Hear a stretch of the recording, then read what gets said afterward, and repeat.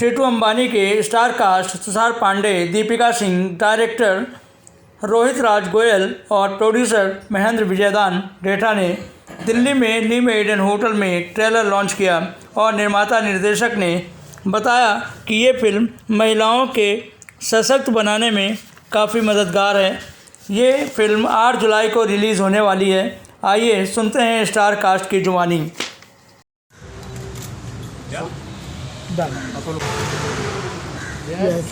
Nice. अब बोलूँ? हाँ बोलो बोल आप। मैम एक बार सेंटर में या हम दोनों को सेंटर में। Yes ma'am. यस लुके मैम। तो टीटू जैसे है कि नाम सुन के लगता है कि एक आम लड़का होगा, छोटे शहर में गली में बात करते हैं कि टीटू क्रिकेट खेल रहा है भाई हमारा, तो बिल्कुल आम सोच के रखा गया नाम। और वो ये कि इस लड़के की ख्वाहिश है कि ये इतना बड़ा बन जाए कि लोग इसके बारे में बात करें, ये इतना सेंटर ऑफ द अट्रैक्शन बन जाए। और कहीं ना कहीं किरदार उस जर्नी से है कि सक्सेस, रिस्पॉन्सिबिलिटी, रिलेशनशिप, ये जो मायने रखते हैं, इन सारी चीज़ों का मतलब क्या है एक इंसान की ज़िंदगी में। और मैंने इसको हमेशा ऐसे ही देखा है कि ये जर्नी है बॉय टू अ मैन। जब एक इंसान सिर्फ अपने बारे में सोचता है और इंसान जब औरों के बारे में भी सोचता है, तो वो जर्नी जब बनती है और जो मानसिकता बनती है, थॉट प्रोसेस होता है, कहीं ना कहीं उन चीज़ों को लेके अंडरस्टैंडिंग है इस इंसान की। और वही आपको दर्शाता है कि सक्सेस का मायने सिर्फ पैसा कमाना है, सिर्फ आप लोग आपकी बात करें ना हो के बहुत सारे मतलब हैं। तो एक तरीके से नाम उससे कर सकता है। दीपिका आपसे बात करेंगे। जी देखिए, इकलौती लड़की है, मौसी मेरा कैरेक्टर का नाम है, और जिम्मेदार लड़की है। जैसे जिम्मेदारी वो माता पिता की शादी से पहले लेती थी और वैसे ही शादी के बाद भी करना चाहती है। वही कॉन्फ्लिक्ट है कि हस्बैंड को भी पैसे की ज़रूरत है। अब कैसे इन दोनों की ज़िंदगी गाड़ी आगे चलेगी, और बेटी और उसके पिता को भी जो है ज़रूरत है, and she feels responsible towards him family के लिए। तो वो तो आप फिल्म देखेंगे तो आपको पता चलेगा। कैरेक्टर मेरा ये है कि एक जिम्मेदार लड़की है, माता पिता की इकलौती बेटी है। सर एक तो दो मैसेज है, मतलब ऑब्वियसली दोनों के अलग अलग कॉन्फ्लिक्ट हैं, लड़का और लड़की दोनों के लाइफ में अलग अलग कॉन्फ्लिक्ट हैं। तो लड़के की जर्नी देखी जाए तो मैसेज ये है कि हम लोग जब भी अपने करियर की तरफ बढ़ते हैं आगे, तो एक सक्सेस का सक्सेस पाने का एक रेशियो माइंड में चलता रहता है, लेकिन उसको 1, 2, 3, 4 वाले जोन में हम लोग नहीं जाते। हम लोग थोड़ा सा एक शॉर्ट सक्सेस पाने का जो एक थॉट प्रोसेस है, ये उसके ऊपर है, जो पूरा लड़के का जर्नी है। मतलब कि कोई भी काम या कोई भी सक्सेस पाने के लिए उसका एक पर्टिकुलर रास्ता है, लेकिन अगर हम बीच में जंप मारते हैं या उसको शॉर्टकट जोन में लेके जाते हैं तो वो मिलना बहुत डिफिकल्ट हो जाता है। और इसको समझाने वाला कोई नहीं है, मतलब क्योंकि स्कूल से एजुकेशन कंप्लीट हुई, कॉलेज से एजुकेशन कंप्लीट हुई, ये तो पता है कि जो चीजें हमें एजुकेशनल प्लेटफॉर्म पे मिलती है, अच्छा ठीक है, ये फर्स्ट ईयर है, second year, third year, fourth year, लेकिन उसके अलावा ऐसे हजारों प्रोफेशन है जहाँ पे शायद एजुकेशन हमारी जरूरत है लेकिन नीड नहीं है। उस प्रोसेस के अंदर बच्चों को कैसे पता चलेगा कि रास्ता क्या है? तो मैसेज ये देते कि कोई भी काम जीरो से स्टार्ट होता है, वो डायरेक्टली चौथी सीढ़ी पे नहीं चढ़ा जाता। सेकंड, लड़की का जो कैरेक्टर है, शादी, अब हम कई सालों से बात कर रहे हैं कि मतलब आप एक बच्चा भी रख सकते हैं। तो अगर किसी माँ बाप की एक इकलौती लड़की है तो मतलब लड़का हम क्यों रखते थे? क्योंकि लड़का इसलिए था क्योंकि वो बुढ़ापे की लाठी बनता था, लेकिन अगर लड़की है तो बुढ़ापे की लाठी कौन? इस बारे में हमारी सोसाइटी ने कोई सॉल्यूशन दिया नहीं। मतलब जब मैं ये कॉन्सेप्ट लिख रहा था तो मेरे सामने कई ऐसे सवाल आए, मतलब ऐसे 2-3 केस आए थे कि कुछ लड़कियां अपनी शादी नहीं कर रही हैं। तो पता चला क्यों नहीं कर रही है, क्योंकि उनको ये डर था कि शादी के बाद मेरे माँ बाप का ख्याल कौन रखेगा।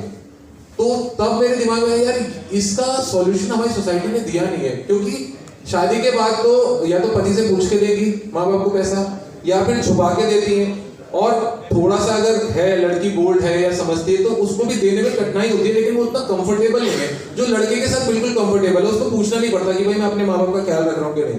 तो तब ये थॉट आया था जब ये फिल्म लिखी गई थी। कोई वो स्कैम नहीं कर रहे थे। तुषार का कैरेक्टर बहुत पॉजिटिव है और एक भोला लड़का है। मैं बोल रहा हूँ ना कि हमें ये पता नहीं है कि जर्नी है क्या, हमें जो दिखता है हम उसी पे काम करना शुरू कर देते हैं। या हम किसी को भी, अब जैसे बहुत सारा होता है कि एक मोहल्ले में एक दुकान बहुत ज्यादा चल रही होती है, मतलब कोई कैफे खुला है और बहुत भीड़ लगी हुई है, तो सडनली माइंड आता है कि यार मैं भी कैफे खोल लेता हूँ, बट उस कैफे वाले की जर्नी क्या है ये हम नहीं ध्यान रखते। तो तुषार का कैरेक्टर वही है कि वो इन्फ्लुएंस होके उस काम को करने लग जाता है, लेकिन उसका वे क्या है, एक्चुअल वे वही जर्नी है, लास्ट में वही कंक्लूजन भी है कि मतलब इस काम का वे आउट क्या है, इसको पाने के लिए हमें क्या एग्जैक्टली करना चाहिए। मैं बस ऐड करना चाहता हूँ जिन्होंने बोला कि आजकल ना हमने इतना ज्यादा सोशल मीडिया कह लूँ या एक इतना ज्यादा इन्फ्लुएंस होने का समय आ गया जब हम एक दूसरे को देखते कहते हैं वो बहुत अच्छा कर रहा है, अभी मैं चाहूँ मुझसे अच्छा है वो कर रहा है, बस मुझे वो मिल जाता ना तो लाइफ मेरी अच्छी हो जाती। तो कहीं ना कहीं हम लोग ना इतने ज्यादा इन्फ्लुएंस हो चुके हैं, सामने वाला जो हमारे साथ पढ़ा था वो इतना अच्छा कर रहा है और मैं क्यों नहीं कर रहा हूँ, मैं हमेशा वो तरीका ढूंढते हैं जिससे हमें अभी के लिए सक्सेस मिल जाए। बट ये समझना कि मैं अपनी बात वापस जा रहा हूँ कि ये समझना कि एक्चुअली खुशी किस बात से मिलती है, वो ना हो कि मटीरियलिस्टिक चीजों में ज्यादा चले जाते हैं कि यार आज मैं इस गाड़ी से उतरूंगा ना तो ये नहीं कोई सोचता कि मैं किसके साथ कर रहा हूँ, वो ज्यादा इंपॉर्टेंट है। तो कहीं ना कहीं एक बहुत ही आज के यूथ एक लड़की की कहानी है जिसकी सोच वही है जो आजकल हम अपने आसपास देखते हैं, और कहीं ना कहीं वो जर्नी समझना कि एक्चुअली लाइफ में होता क्या है ना, अपने फैमिली का मतलब क्या है, एक रिलेशनशिप का मतलब क्या है और सक्सेस का मतलब क्या है, उन्हीं के इर्द गिर्द एक जर्नी एक लड़के की जो एक इंसान आदमी बनता है। 2 घंटा 1 मिनट की फिल्म है और हमने उदयपुर में शूट किया है पूरा, बट हमने ऐसा उदयपुर ये नहीं बोला कि उदयपुर की कहानी है, because it's a universal thought. हमने कोई भी लोकेशन ऐसा कमिट नहीं किया और हमने ऑलमोस्ट 28-29 दिन में शूटिंग कंप्लीट कर दी थी।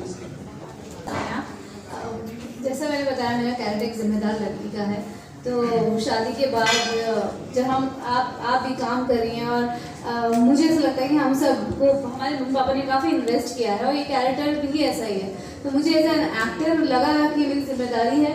आज तक आप मुझे इंस्पिरेशन रोल में देखते हैं और मुझे लगा कि इस रोल को मेरी ज़रूरत है और मैं शायद उसको अच्छे से कर पाऊँगी। और चैलेंजिंग था, ये ऐसा नहीं है जो मैंने पहले किया हो, इसकी बॉडी लैंग्वेज, डायलॉग डिलीवरी, हर चीज़ डिफरेंट है, तो बहुत चैलेंजिंग लगा मुझे। और मुझे लगा कि इससे हम समाज में एक नई बात दे सकते हैं, क्योंकि आज हम लड़कियां हर जगह इक्वल हैं। आप किसी भी इंडस्ट्री में देख लीजिए, लड़कियां वहाँ पर हैं और अच्छे से हैं, मतलब अच्छा रेशो है, 50-50 लड़की उससे दिखती है, ऐसा नहीं है।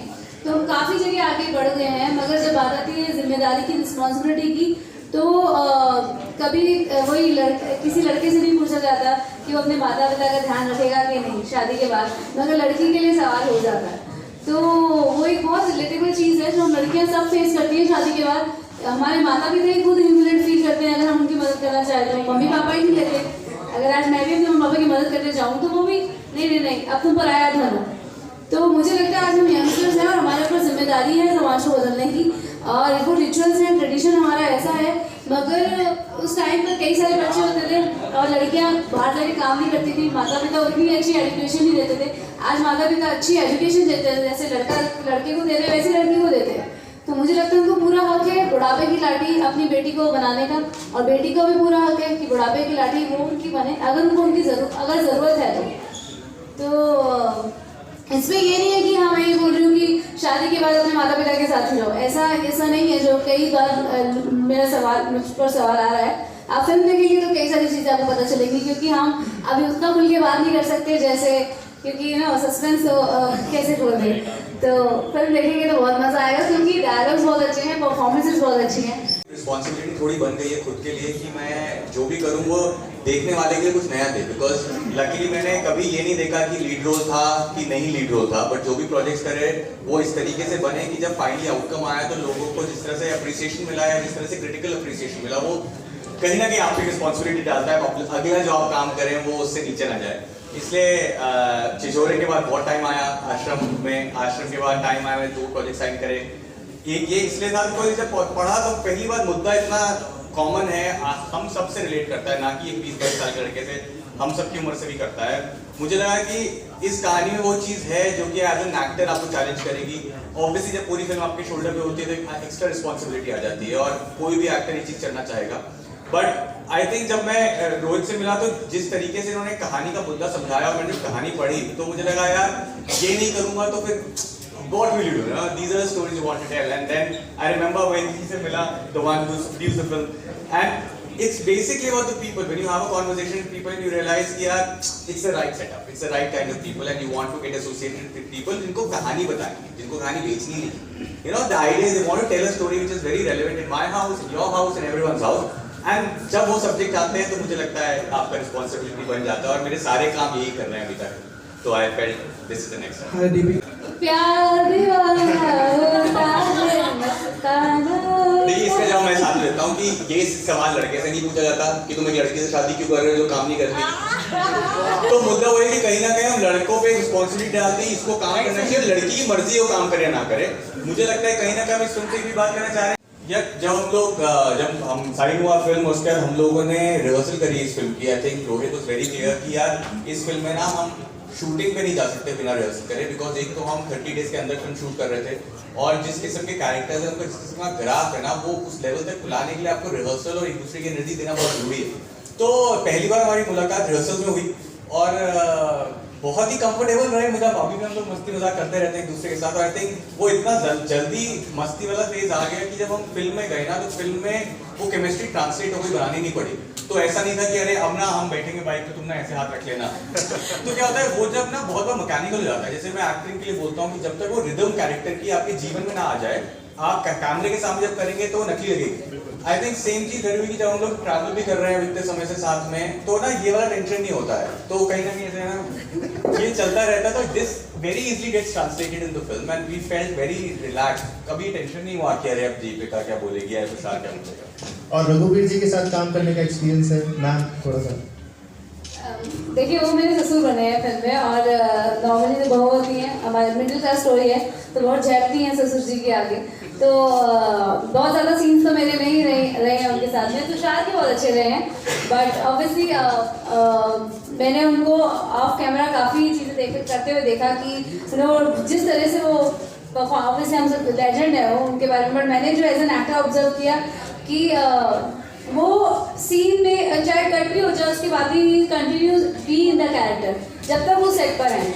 तो उनके लिए मतलब डायलॉग्स तो एक मतलब छोटी सी चीज़ है, उनके खुद के अपने बहुत सारे डायलॉग सब टेक्स्ट जो होते हैं वो इतने स्ट्रॉन्ग करके आते हैं कि आप उनको 2 लाइन दोगे पर ऑलरेडी 1.5 पेज की लाइन अपने हिसाब से करके आते हैं. तो वो मेरे लिए बहुत अच्छी चीज़ थी कि हम सब ऐसे मोस्टली सबटेक्स्ट पे काम करते हैं बट वो सबटेक्स्ट के साथ उनको जवाब भी मतलब डायलॉग्स भी मतलब राइटर को डायलॉग 2 लिख दिया मगर वो तैयार है अपने जब तक कट नहीं होगा कि इनफैक्ट कट के बाद भी इज इन द मूड. तो वो बहुत अमेजिंग चीज़ है. ऐड करूँ अगर इस चीज़ पे कहीं ना कहीं एक ना बहुत मजा आने लग गया बिकॉज रघुवीर जी, वीरेंद्र जी सब NSD के हैं, मैं खुद NSD से हूँ. तो जब आप सेट पे जाते हो ना आपको पता लगता है एक ही स्कूल से निकले ना तो कहीं ना कहीं कंफर्ट दिमाग में बैठ जाता है और फिर वो चीज़ ना सीन में ट्रांसलेट शुरू हो जाती है. And I felt he has a very similar thing जहाँ पे जो मुझे बचन सर की भी लगती है कि अभी भी ना वो जो बचपन है और एक्साइटमेंट है ना उस सीन को परफेक्ट करने की वो देख के इतना मजा आता है. बिकॉज ऐसा नहीं कि इतना काम कर चुके हैं कि पता है कि यार ये सीन में क्या होगा तो आइडिया है. बट वो हर बार जब सेट पे आते हैं तो ऐसा लगता है कि अब वो फिर कुछ खोजने की कोशिश कर रहे हैं ना, something to discover and that kind of gives you a push because then you not just playing a scene with somebody who just saying मुझे पता है कैसे करना है.